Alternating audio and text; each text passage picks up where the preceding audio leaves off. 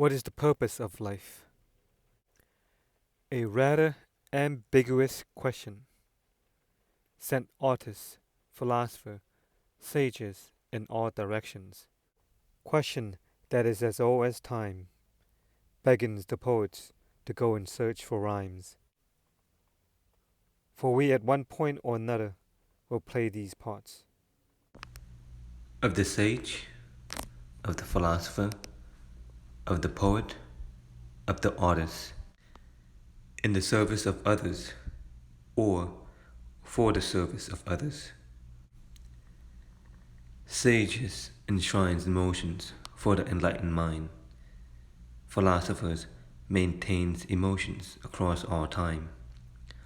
Poets inscribe emotions with profound words. Artists paints our emotions with inks and colors. Nevertheless, we go through life asking thus, what is the purpose of life? Most eventually die, never finding an answer, let alone aware or awaken to their purpose. But seldom do we ask the right questions, or any questions at all nowadays. A rather more holistic question one might ask, what purpose will I give to my life? Life in and of itself doesn't need to have any specific purpose, nor requires any purpose at all. Life is simply what is or what isn't. Life is simply what was or what wasn't. Life is simply what will be or what will not be, and what will be, will be.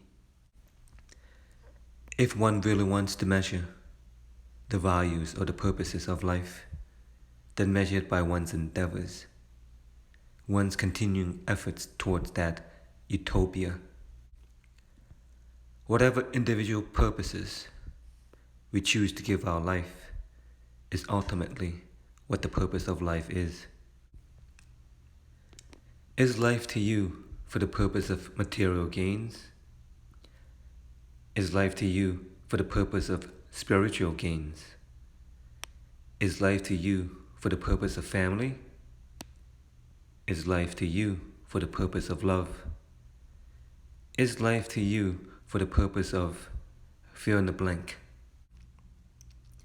Whatever roles we play or purposes that ushers our hearts to beat on, may it be for the greater good of all. Indubitably, I hope that the underlying matrix of individuals within our global human societies is living for the purpose of love. But wait, love can be paradoxical. It can be the root of hatred or the root of our human destruction if that love is weird into a weapon. Love is a weapon when it sees others as inferior. Love is a weapon when it sees others as foes. Love is a weapon when it cannot see brotherhood. Love is a weapon when it creates more victimhood. Love in itself can be the root of unwholesome conditions, because the common love that all people have is biased. You see, even an animal knows how to love unconditionally. But the greatest love of all was what a sage once taught, the love that transcends other forms of love. That love is called metta, which is the conditional love, and the sage was called a Buddha. But metta requires one to live wholesomely, requires hard work, requires dedication, requires discipline, requires right view, right intention, right speech, right action, right livelihood, right effort, right mindfulness, right concentration.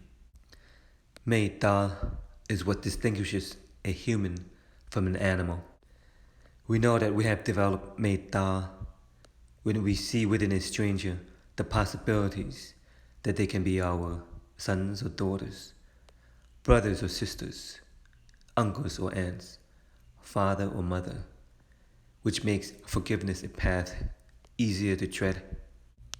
For forgiveness is the cohesive bond needed to glue the social fabrics of societies in togetherness. However, in order to practice metta, it requires one to know that such practices, such wisdom, such concept exists. We cannot practice metta if one is ignorant of it. And if you read this, you are ignorant no more. May metta be the pivotal purpose of life in all human societies. May it arise within all individuals born and yet to be born.